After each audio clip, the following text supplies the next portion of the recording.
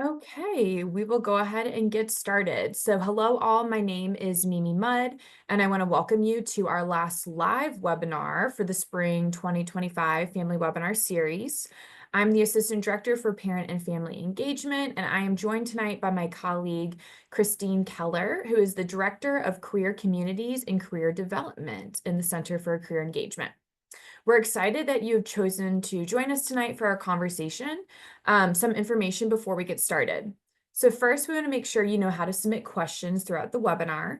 So you'll see that we've enabled the Q&A feature in Zoom. That is the best way for you to submit questions. Our professional staff is going to help field those questions, get them organized for when we move into our Q&A portion of the evening. To make sure you know how to use the Q&A feature, please share the place from which you are joining us tonight, and then we'll name a few of them on air in just a little bit. Second, we'll be showing a PowerPoint that was created by our panelists during tonight's webinar. If you prefer to download the PowerPoint for reference later or to be able to follow along on your own, we're going to share a link in the chat. And then also in the chat throughout the webinar tonight, we'll be sharing links to information and helpful resources. Third, this webinar is being recorded live, so next week it will be uploaded to our families.washu.edu website. So you'll be able to go back, watch the recording, read the captions, anything like that. In a moment, we'll hear from Christine about the Center for Career Engagement's resources on campus. If something she says sparks a question, don't forget to send that question in the Q&A feature. Okay, so before passing things along to Christine, I want to share some of the places from which people are joining us tonight. So we have people joining us from Long Island, New York, Columbus, Ohio, and St. Louis, Missouri. Now, since I know you all want to hear more about the Center for Career Engagement, I'm going to go ahead and turn it over to Christine. Thanks so much, Mimi, for inviting me. And thanks to all the families and parents who are out there who are invested in your students' career development. It's an area that I'm incredibly passionate about because I have worked in the field almost 20 years, but who's counting? Also, I have to share that I'm a mother of two children, and my daughter just graduated from college last year. And she is successfully employed. And one of the hardest things for me as a career counselor was to kind of sit back and let her drive. But I'm really excited to share all of the ways that we help students in our Center for Career Engagement. Over the next 10 to 15 minutes, I want to increase your knowledge of the Center for Career Engagement. I want to share our career development model, our career engagement process. I want to raise your awareness of career resources, and I want to help you learn how you can support your students' career exploration and their development. So here in the CCE, also known as the Center for Career Engagement, and if I'll pass to the next slide, I want to share our vision, mission, and values. Our leadership team came together last year to develop these vision, mission, and values. We set a pretty ambitious vision, which is to empower a career ecosystem where students maximize their potential for lifelong career success. Our mission currently is to elevate WashU career engagement and cultivate relationships with local to global employers and community partners to support the student career journey. And we value advocacy, authenticity, belonging, collaboration, growth, and impact. We were led in this process by our Associate Vice Chancellor, Norma Guerra-Guire, and she has led this process for many universities as former president of the National Association of Colleges and Employers. So we're lucky to have her at WashU, and we were lucky to have her help us through this process. I want to share the structure too of our office. I am, again, the Director of Career Communities and Career Coaching, so I have an affinity for that group. I'll share a little bit more about that, but to share the academic and campus partnerships, they seek to provide information and resources to faculty that increase their level of comfort and confidence when talking to students about career possibilities and when they're talking about careers, because we know that students do talk to faculty. They can make referrals, they suggest relevant resources, those sorts of things. Our employer engagement team, it is, as very much it sounds, a team that maintains and bolsters talent acquisition efforts at Washington University. Their team will support companies and organizations that recruit WashU students for a myriad of opportunities, including but not limited to part-time jobs, internships, full-time employment, research opportunities, and fellowships. Our fourth team, they do a little bit of everything. They help plan events for our 15 plus career fairs every year, our networking summits, and other annual signature events. They handle all funding awards for our Bear Treks, and I'll talk a little bit more about those in a minute. Our unpaid summer internships, again, advocacy being one of our values. We do support students with unpaid summer internships by providing a stipend. And then our Chancellor's Career Fellows. They also help us market our opportunities and events and collect and report student internship and job outcomes data. All right. So as I said, our career communities, you'll see here that we have 6 undergraduate-focused career communities: arts, business, career exploration, government, policy and social impact, healthcare and sciences, and then finally our technology, data, and engineering. With the exception of career exploration, our career communities are industry-aligned spaces that I hope inspire confidence as your students make decisions about their future. Each career community is meant to be a place for them to explore careers, to feel a sense of belonging, to make connections. And all students can choose one or more career communities because we know that sometimes their career interests are maybe multiple and or interdisciplinary.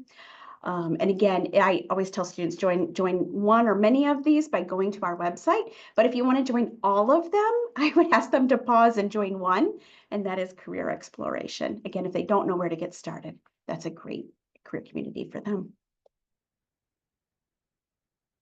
And then you'll see all of our great coaches here. Actually, our associate directors. We can't put all of our coaches on one slide. I think we're on our way to getting 42 career coaches, which is incredible for a university our size. You'll see that we actually have 8 career communities. We have, in addition to those I've mentioned, our graduate business and our PhD and postdocs. PhD and postdocs is not meant for those seeking graduate study. Those fit within our undergraduate focused career communities, but PhD and postdocs really is there to support our PhD candidates on our campus as well as the postdoctorate fellows. We have career peers, career interns, and peer coaches who help meet with students as well. All right. So what is a career community? Each career community consists of multiple facets of career engagement, as you can see here. We provide on-demand online content on our website that is specific to the industries that one might expect in that career community. We provide in-person and virtual programming. We provide career coaching, peer coaching, newsletters, student club engagement, and bear treks to local, regional, and national industry hubs. They also help connect employers and alumni with students. Our career communities, they actually sit together with coaches and employer engagement. And so engagement can be sharing information about recruiting timelines and helpful information that coaches need to help students. I think that's what I can say about career communities. I'm very passionate about them. And we're going to talk about career development. This is the other area that I'm incredibly passionate about. Let's start with understand yourself. That is where we expect students to start when they walk into Washington University. We met with all of them at the beginning of their journey. During the fall welcome. And so this is really where we're laying the foundation through self-awareness. We're going to be asking them as they start to make informed decisions about careers. Who are you? What do you value? What are your interests? How are you, what are your aspirations and how are you plugging in? And then next, you'll see our envision possibilities. This is where we're asking students to research various industries, roles, start to make some decisions about those. Also, one great way to do that is by talking to people. A question you can ask is what kinds of roles, companies, and experiences would match with what you know about yourself? Of course, we help students prepare for opportunities for research, for internships, for part-time and full-time jobs. We might help them with resumes here. We might help them with their LinkedIn cover letters. And then when they're ready to search and apply, we can help through mock interviews. We can help them even think through applications. And if we want to look at next at the search and apply, a question you can be asking here is, how are you prepared for that interview coming up? Who are you talking to? These are great questions to ask students. Engage. We originally wanted to call this do the thing, but after testing our model with students, they said they didn't like that, but we like that. Really, this is when we're asking them to dig in, try on a project, a research, an internship, and a question you can be asking your student here is, well, how are you making the most of the experience? And do you love it? And what happens if you don't? And know that our career coaches are here to help support if they have questions around these areas as well. You'll notice that it's a continuous wheel. We do believe that career development is a lifelong process. And in the middle of that, you'll see the words experiment, reflect, and learn, because we expect for folks to be engaging in those tasks throughout each of these stages. Career resources. All right, let's talk about it. We've got a lot. The very first one that I would want you to know about, and that we even talk to students about when they step on campus, is Handshake. You can ask your student, have you claimed your profile on Handshake? That's the language that's used. Have you claimed your profile? You'll see here some stats. Handshake is where we post all of our internships and jobs. Even our on-campus jobs are posted in Handshake. Our events are in Handshake, and we have collections now in Handshake as well. So if you wanted to see information, like for example, who's coming to the career fair, the career expo that's next week, you can see who is coming within that career expo collection. All right. All right, so speaking of our Career Expo, this past fall, we had a 2-day Career Expo. It was a hit. We focused on those industries. On day one, we had engineering, STEM, healthcare, and advanced degrees. And you can see here how many students attended. On day two, we focused on business, government, social impact in all industries. There were a couple of organizations that attended both days because of their recruiting needs. But it was really exciting to be able to kind of separate these and then kind of see what kind of students came to both. As I mentioned, we do have a Spring WashU Career Expo coming up. That's February 11th from 3 to 6 p.m. That fair is where all of our fairs are held. That expo is going to be in the Danforth campus in the athletic complex. So make sure your student knows about it. Make sure it's on their calendar. Help us promote it to student. And we have a number of, and again, these are in Handshake, but we have a number of prep sessions that can help your student as well. I was a first generation college student and I bombed terribly at the Career Expo. So I always encourage students to go talk to a career coach or go to a career prep session, because it really is about getting into conversations with folks, and more importantly, how to get out of those conversations. But we're here to help. And I encourage first year students to go talk to folks as well. Even if that recruiter is not actively recruiting first year students for internships, students can start building those relationships and asking good questions. What would you expect to see on a resume, for example, of a sophomore? Because I might be thinking, what do I want to do over the summer? So again, encourage your students to attend the Career Expo. I wanted to talk about our bear treks because they're incredible. I was able to attend the Fashion New York Career Expo this winter. And we got to travel all around New York City, going to ateliers and hearing from alumni who, from many different years, to learn about the fashion industry, to learn about sustainability, to learn about some of the challenges and some of the growth in fashion within that area, and the kind of things they're hoping to solve.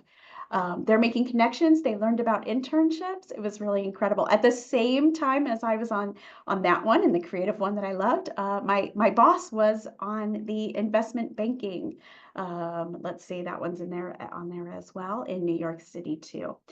You'll see that we have some Bear Treks here in St. Louis, and then some Bear Treks we travel. Unfortunately, our entertainment Los Angeles Bear Trek, I'm waiting to hear what happens with that. They arrived in California on the day before the wildfires, and so they came home. We were very concerned about their safety and made sure that they were safe. But we do fund at different levels this travel for students, and we're pretty excited again about that because we are passionate about advocacy. All right. One of the best places that you can see what's happening in the Center for Career Engagement, or that you can promote to your student, is our website. You'll see our upcoming events, and we have so many. Our Career Expo doesn't even make that first page. I think I had to scroll to the second page. You'll see our Architecture Career Fair is also happening. That's happening this Friday at Sam Fox.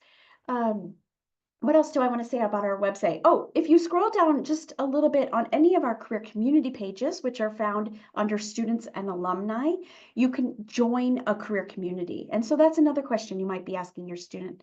Which career communities have you joined? If they look at you puzzled, you might say, well, have you gone to their website? On the phone, you have to scroll about halfway down and you'll see a little gray button that says sign up. If you're on a computer, you just scroll down just a bit and you'll see sign up for career communities. And again, students can sign up for as many as they're interested in. And what that means is that they'll be getting news, information, events sent to them. All right, let's look at another one of our resources. Oh, WashU Connects.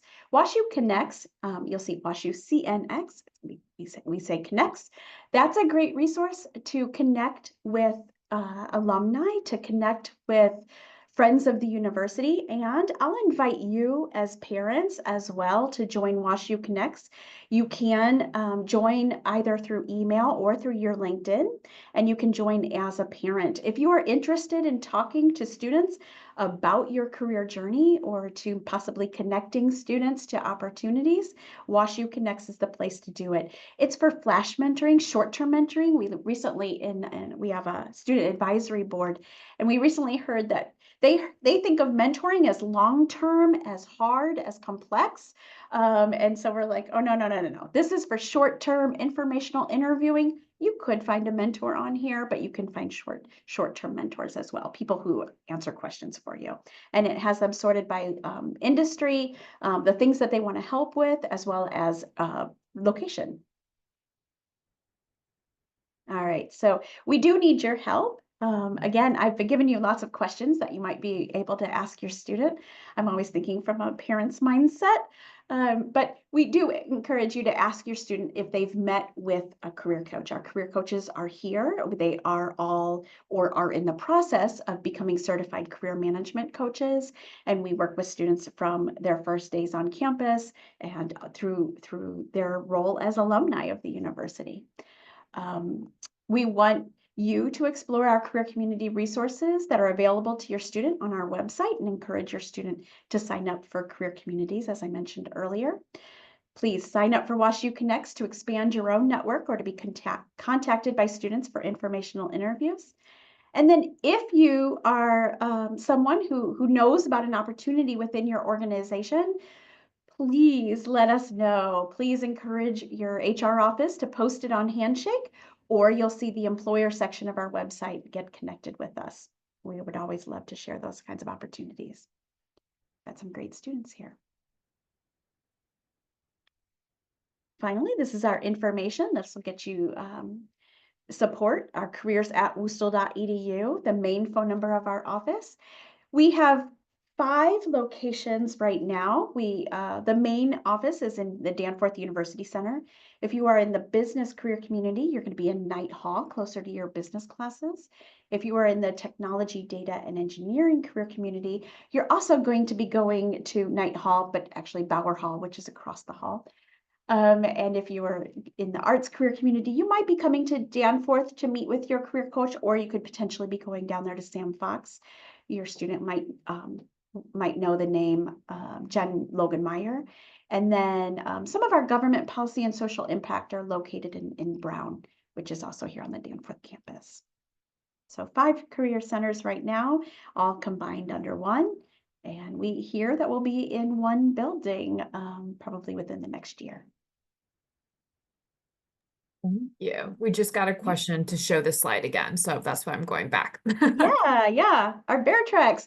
We have a couple coming up, and you would just apply through I guess you would connect with the coach and or go to the website to see that. I think the biotech is in the spring. I believe the engineering and innovation is in the spring, and then we have that consulting and finance in Chicago in the spring. Thank you. Okay, well, I will go ahead and kick off the question and answer portion of the evening. Thank you for Sure. all the information you provided. So first question, and then reminder to our attendees, feel free to submit your questions through the Q&A feature. Okay. So first question to kick things off, do you all only support those entering the workforce, or do you also help students applying to graduate school or other continuing education? Yeah, absolutely. We support all students, and if I were interested in applying to graduate school in engineering, for example, I might go see somebody in the engineering, technology, data, and engineering career community. Our health and sciences career community, they support a lot of students, not only with helping them think through their resume and think through their experiences, but also providing mock med school interviews as well. Yeah, we're here for all students. Great. Thank you. Okay, we've just gotten some follow-up questions about bear tracks. Sure. First question is, how can students get involved? Are there prerequisites? Would you call it competitive, etc.? Yeah. That's going to depend on the bear track. Our investment banking, I think they probably, if I could remember correctly, I think they had about 60 applicants. You did have to apply. Do have to apply to all of the bear tracks, and we could only take, I think it was around 20 to 22 students. So it is competitive, and we think primarily that sophomores are interested in these opportunities and or students who've never been on a bear track. Um, the local bear tracks tend to be a little bit less competitive, but there is a process of applying. There was a second part to that question too, Mimi. Um, it was, how do they get involved? Are there prerequisites, and is it competitive? Yeah. Okay. So how do you get involved? Definitely join the career community, go to the website, and you'll see some of those bear tracks that are listed. I mentioned investment banking was busy. I also wanted to say it's not us limiting the number of students who can attend a bear track. It really is dependent on how big the rooms are at the organizations that we visit. Some of these places, they might only have a conference room big enough, and usually for about 20 to 25 people, which is why we take that many. Thank It's a you. good question. And then one more about bear tracks. Are first-year students eligible to attend a bear track? Yeah, first year students are encouraged to apply. If they don't get on it this year, they're can apply again in the future. Um, I know that we had a a career exploration bear trek in the fall, and that was a great place. I think they went to, oh, I can't name all three. I think they went to the Botanical Garden. I think they went to St. Louis City, our soccer club. Um, and then they went to a startup of some sort. I apologize, I can't remember, but that was a great opportunity for first years. But yeah, I would encourage first years to apply. Each one is going to be a little bit different. If they have any questions about that, they can contact the associate director of that career community. Great, thank you. Mhm. Okay, if a student is majoring in one academic division, for example, like Olin, but they're minoring in another division, let's say arts and sciences, can they join multiple career communities, build relationships with multiple coaches? What do you recommend in a situation like that? Yeah, absolutely. Join multiple career communities, and that was something that our first year students have heard since they were created last year. Join as many career communities as interest you. If you stop being interested in a career community, then you can, take yourself out of it by going to the website or just ignoring the emails. But don't ignore our emails. Yeah, we see students going to multiple career coaches. I would say, we don't want students career coach shopping because all of our career coaches are professionals and good. But yeah, if I were interested in, for example, a nonprofit in, maybe a government role, I might be seeing someone there. But if I had an interest in something more creative, I might also be joining the arts, design, and media. At least I'll see who's coming to campus, which kind of alumni they're promoting, and the kind of events they're having. Yeah. Yeah. Okay, how do you recommend students first get involved with the CCE? Um, Quite honestly, I think that you would just have to walk into one of our centers, walk into to Danforth University Center 110. You'll see some students working.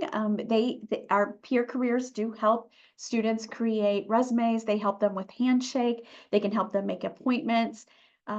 I would also encourage students to look at the website to see what kinds of resources are there. I would encourage them to check out Handshake. And in Handshake, again, they can make an appointment with a career coach. And again, students from their first year, especially business students, can start right now in the spring of their first year is when they tend to encourage their students to make that appointment with a career coach. Wonderful. Okay, next question is, when do students usually start doing research and or getting involved in internships? And does this depend on major/career path? Short answer, yes. It definitely depends on career path. I think it could also depend on developmentally, where is the student. I To be honest, I got this question ahead of time, and so I threw it out to all of our associate directors, and I got a different answer from each of our associate directors. For arts and sciences students, or I'm sorry, for arts and creatives, they might be doing internships after they graduate. For others, they might start in their first semester.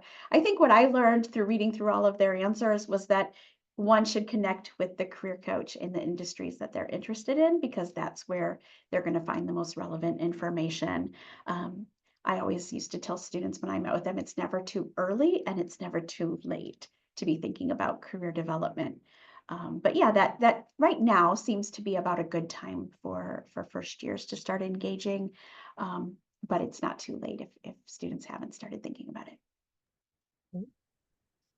But the Okay. Career Expo would be a great opportunity for those who are seeking opportunities.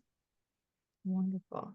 And that is a great little segue into the next question was about where can students and their families find dates of future career fairs? And is there going to be another one in addition to the February 11th this spring? Uh, no, that we have we have one 2-day career expo in the fall, and then we have one-day career expo, and those are the big all-school career expos. They can find other signature events like the architecture fair that I mentioned, that's happening this Friday. This is an architecture, urban design, landscape architecture career expo, and again, that's from 4 to 7 p.m. But you'll find all of these events on our website, and you can find them in Handshake as well. Great, thank you. Mhm. Okay, then we got a question about resources. We got one about regional and then one about if people are interested in leaving the Midwest after WashU. Ah, So I'll start with regional. So what support and regional resources are provided to assist students in finding specifically summer internships? For example, alumni student networking, etc. So what are the regional resources for summer internships? sure. So I think our career coaches can help a student no matter where they're looking, whether they're looking local, regionally. We even have some resources for those who are looking internationally. So I would encourage your student to make an appointment with a career coach. Um, let's see. I would think if they want to talk to people, WashU connects would be the natural place where I might send them. And then I might also encourage students to be asking, who have you talked to, and maybe even opening up your own network to your student. If you want them to come back nearby you or live with you during their internship. But our coaches, and oh, I should also mention that at our career expos, at our um, on-campus recruiting, employers come from all over the United States to recruit our students. Ooh, thank you. Uh-huh. That kind of answered the one about outside the Midwest as well. Good. Okay, so we will move on to a question in which a family member noted that recruiting seems to start earlier every year. Mhm. With that in mind, how is the CCE ensuring first year and sophomore students are remaining competitive? Sure. That was something I started hearing about 10 years ago, that recruiting had been moved, sooner and sooner within a student's experience before they had even sometimes even made decisions about it. We know that investment banking, I think they start recruiting for that when students are in preschool. I'm kidding. Maybe. Our business career community has first year programs in the second semester of their first year, such as Pathways in Business, and that helps students explore careers in business. So if you have a student who's interested in business, make sure they're connected again to the career community and on their website so they see that. But that's a Pathways in Business to help them explore. Um, they also host finance discovery in early April, which helps first years kind of think through some of those opportunities and help them with the educational process around careers in finance.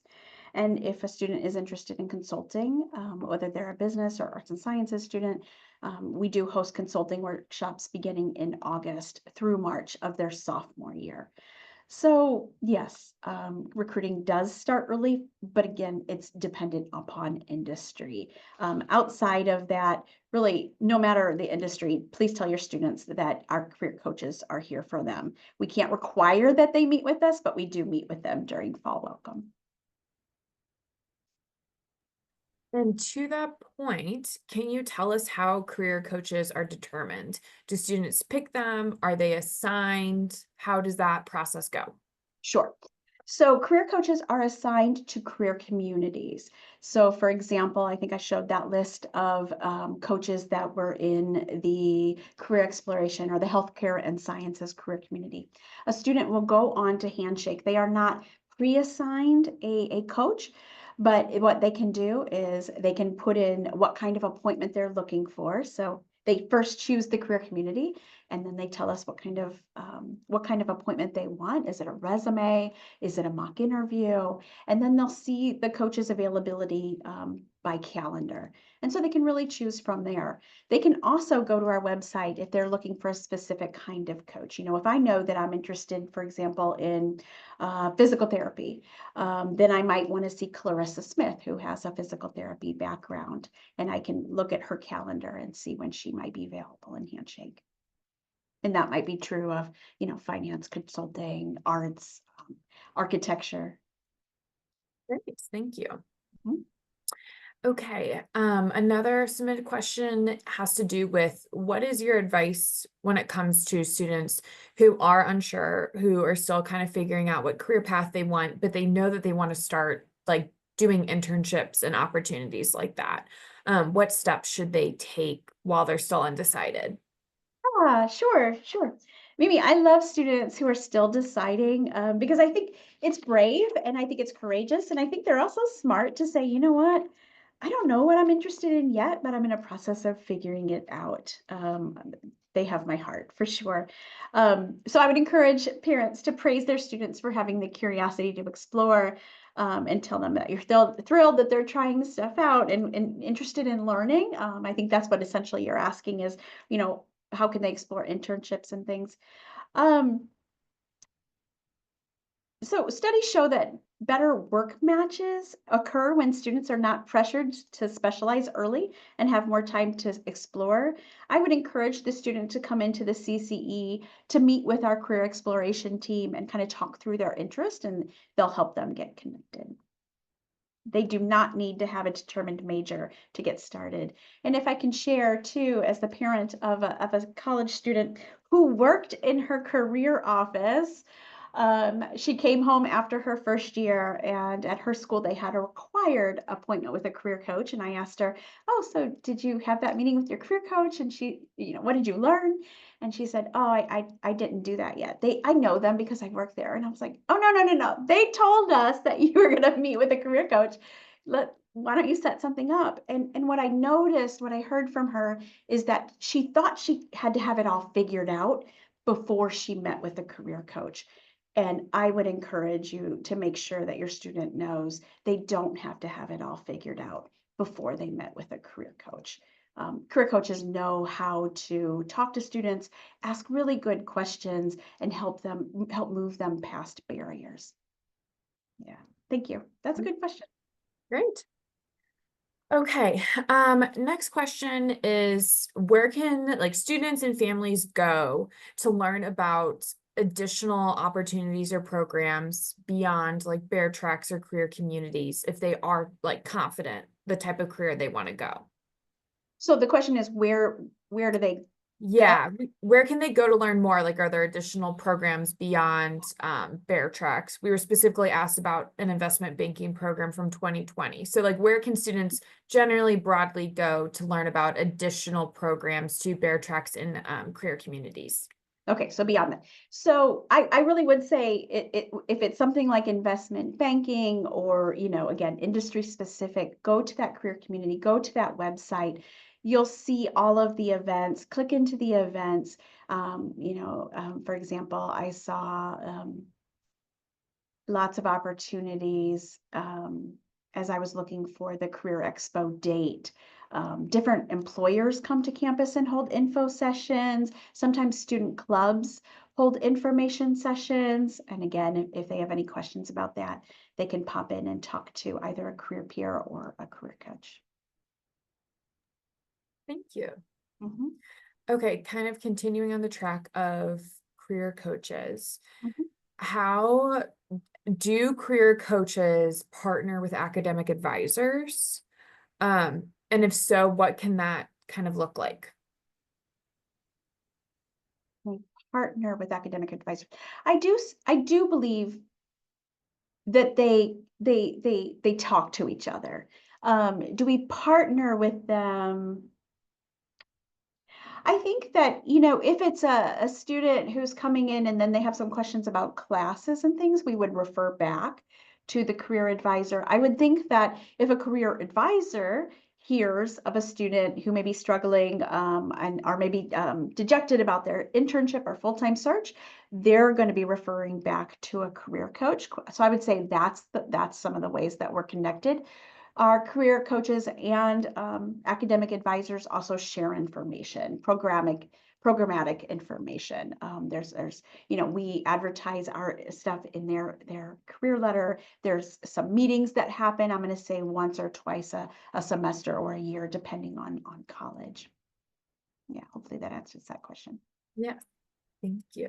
Mhm, Okay, and then when it comes to like a typical meeting with a career coach, I know you named earlier um, something about resume work or whether it's talking about career path or whether it's a mock interview. Sounds like there's many different types of meetings you can have. mhm, How can a student know, like, are those, is there a certain time frame? Like, are they always 30 minutes, 45 minutes, an mhm. hour? How long is a typical meeting? And Sure, how can students know what to anticipate or what to prepare? sure. Um, It's gonna be dependent on the student's interest and how much time they have.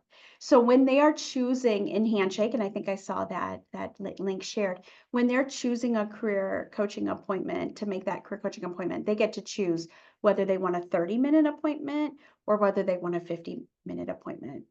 And our career coaches, they're experts. They know how much time things take. And so, if they've got a resume review that takes 30 minutes and they do it in 25, that's great. If a student is trying to figure out their first resume and pulling their high school resume together. Well, we have career peers and they can just walk straight into the career office, or if they're making that career coaching appointment, they might choose a 50-minute resume appointment. If it's career exploration, I need to figure out, I know if I'm an arts and sciences student, for example, and I'm a sophomore, it's time to decide right now.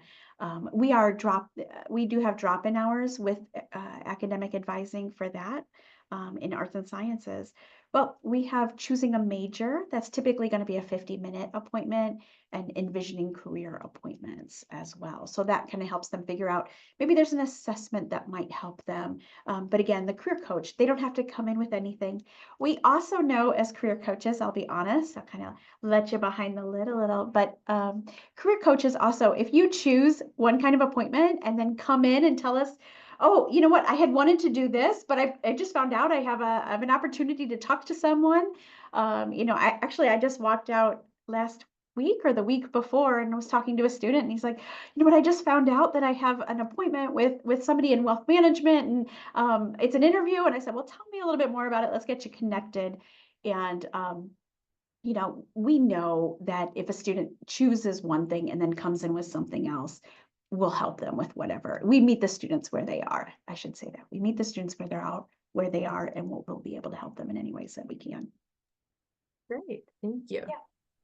And then is there any additional cost to students who are using the Center for Career Engagement for like those types of appointments? No, everything is free. Wonderful. Mhm. Okay, now moving into like internships, job opportunities, career planning. Okay. What advice do you have for a student who feels like they might be behind the post-graduation planning process? It's never too early. It's never too late for career development. Um, if they feel like they're behind, I would say let's get connected with a career coach. Again, our career coaches are all certified career management coaches. They can help them kind of uncover barriers. Like, they might seek to understand what has kind of gotten in the way or prevented them from focusing on it before, and then move past that barrier to be successful and define success. Yeah. Great, thank you. Mhm. Okay, and then can students receive academic credit for internships? Or where can they go to learn about that? Hmm. Academic credit for internships. Oh, I think that I have a couple things in mind. Like sometimes nonprofit organizations would ask them to seek academic credit for their internship so that they didn't have to pay them. We certainly advocate that all internships be paid, and where we can't, that's why we are supporting the students with stipends. But there might be, I guess I would have to, our coaches would, or I would have to talk to the student to learn more. But there might be some departments that have a requirement for an internship or for a practicum or for a practical experience or for field research. And in that case, yes, a student can get credit, and they would work through their academic major about that. Wonderful. Mhm.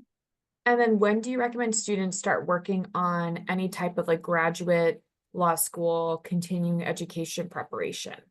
Yeah, yeah. Um, I'm trying to think if there are any exceptions, but I think that typically if I'm applying for med school, graduate school, I'm going to really need to be ready when I come in August of my senior year with resume, with mock interviewing. We will allow up to 3 mock interviews in the healthcare and sciences career community in the fall of one senior year to get them prepared. If they want to go straight after college, many of our students actually choose to have a gap year, and we continue to work with alumni so that if they're applying a year later, they can do that. But I would think generally it might be a good idea, if you're thinking about it, to have conversations in your sophomore year um, to learn a little bit more about the process. and then make sure that you know how to check the boxes. In your junior year, you can also have conversations about this. But I will also say, when I was a career coach, I did work with a very bright student who just at the last minute decided he wanted to apply to graduate school in a science. And I think he started in September, and I held an accountability appointment with him every Friday, and sure enough, he got into his top pick. So I would not suggest that, but our career coaches can help your student. Great, thank you. Mhm. And then this looks like the second to last question of the night. Okay. It's about mock interviews. Mhm. Can you share more about mock interviews and what they entail, specifically how professionally should a student dress? Mhm. And then how do they receive feedback either like during and or after the interview? Sure, sure. Every coach might approach this from a little bit different way. But I have always encouraged students practice how you play. So if you have an interview that's coming up that's a phone interview, I would actually say let's do this via phone call. Go sit over, in that office over there, and we're going to do this via phone call. If it's a Zoom, I'm going to encourage the student to make a Zoom appointment and let's do a Zoom. When I was an MBA coach here at WashU, I can't tell you how many times I helped design backgrounds and helped move lamps to help people put their best foot forward in interviews. In person, I would encourage students to show up in the suit. Make sure it fits, make sure it looks right, make sure they feel comfortable in it. I don't want the first time that they show up in a suit for an interview to be at the interview itself. In terms of giving feedback, I personally would always do one full interview with a student, mock interview, practice interview, whatever you want to call it. It would start with the tell me about yourself and why are you interested in this role, all the way to the what else is it that you want me to know about you. And that last question was telling because if I'd go back and say, "Hey, you know what?